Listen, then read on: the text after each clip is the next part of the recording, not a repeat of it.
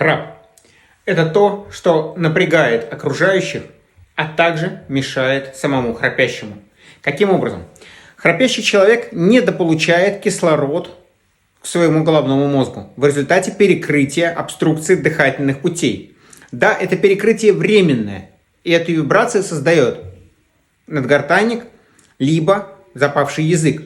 Мы сегодня рассмотрим версию храпа, когда человек спит на спине, и у него при дыхании через нос возникает этот храп.